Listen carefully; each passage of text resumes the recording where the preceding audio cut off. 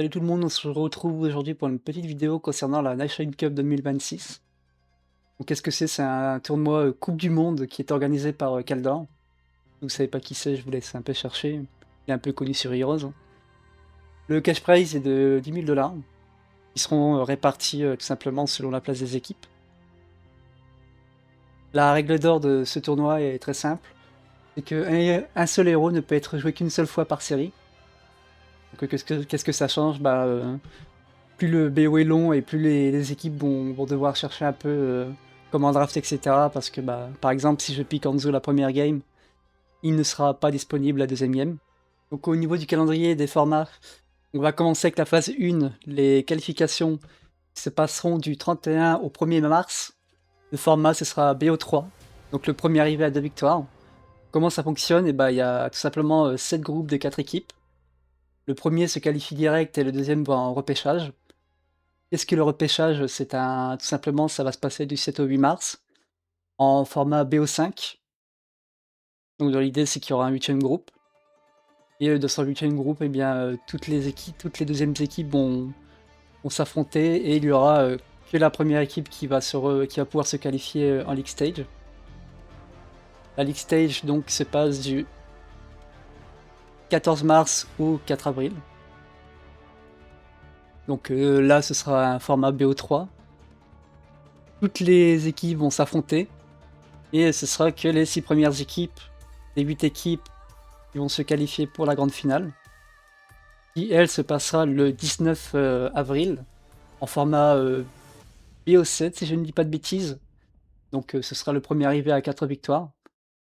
Et ce qui est intéressant pour la grande finale, c'est que comme c'est un BO7, plus on va avancer dans la game, dans le BO, et plus les drafts vont être un petit peu plus exotiques. Donc c'est un format où chaque héros pick ne peut pas être joué la game d'après.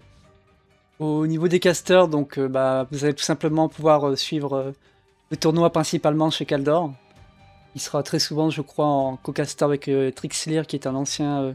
De toute façon, les deux sont des anciens casters HVC. Nous, on va plutôt se focaliser sur le cast français. Donc on a mal gagné, hein. Je pense qu'on n'a plus besoin de le présenter. Au niveau des équipes, donc en gros, il y a 28 équipes.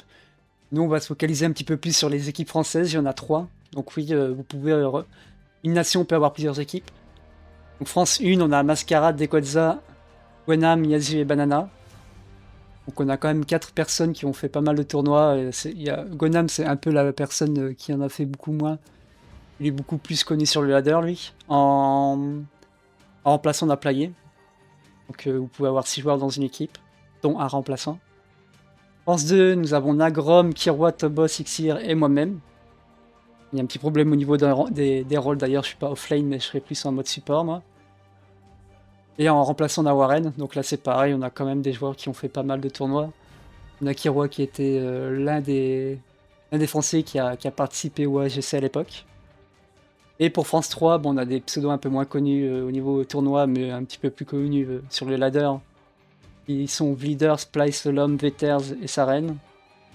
Et en sub, on a Himfall. Donc on a quand même 3 équipes françaises. Objectivement, je pense que ces deux-là sont meilleures, et celle-là, elle est un petit peu underdogs. Mais je pense qu'elle peut quand même faire quelque chose, on verra. Donc voilà, c'était tout pour la vidéo concernant ce tournoi.